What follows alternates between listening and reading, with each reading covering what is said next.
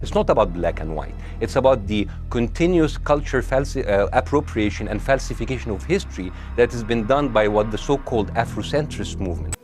If you had the ability to control the black people on this planet, there isn't anything that you couldn't take, dismantle, destroy, or interrupt if you could mobilize black people. And I see a lot of people just be sitting back waiting on a Messiah. They're waiting on that one person.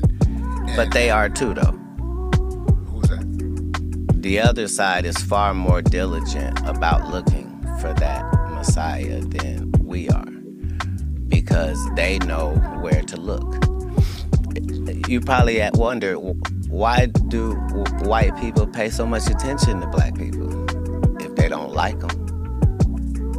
You would think if you didn't like something, why would you be paying attention to it? I don't pay attention to things I don't like. What's the answer?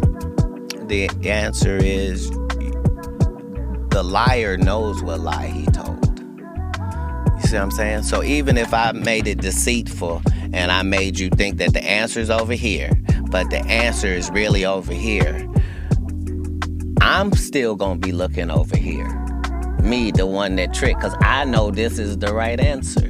Black people have lost their identity, but our oppressors have not lost our identity. That's just why they chopped those noses off of the Pharaoh and the Sphinx in Egypt in the first place, is because without this nose, we can tell you this is whoever it is. But with that nigga nose, it can only be niggas. Why would somebody vandalize a whole face and only vandalize one part? You cannot connect the Egyptian civilization with the African at all. It's different. No, they were dark skinned, but they were not black. But they are not Negro. Nobody wanted to knock an eye off or take an ear off. No chins missing. No, just the nose. Because it's a brand. You gotta use your imagination. You are the caterpillar, and you only get wings after a graduation. Some never fly, they never fly. Some live a whole life and never try. Some die, searching for a messiah. I seen caterpillars kill butterflies just to be flyer. And that's word to Gaia, a Gab Deliah is the figure in the story of Hezekiah. A good liar will have you ignoring 1,000 facts. The 25th dynasty ain't the only pharaohs that's black. Taharka was mummified, and still they wonder why. And still it's a mystery, look up in the sky.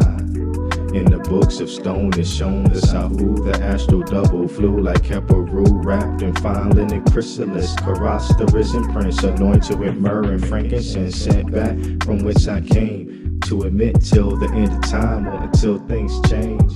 What geneticists don't talk about is that also within your DNA is the memory of all of those ancestors whose genes that you are carrying.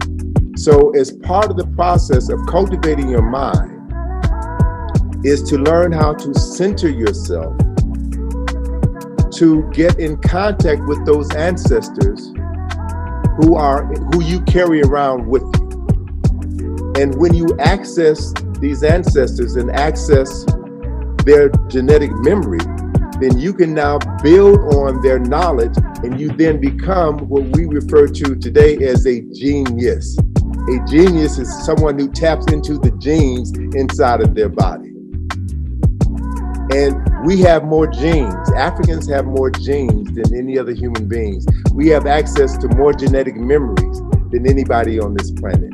We have access to more geniuses than anybody on this planet. That's who you all are. The ancestors come back.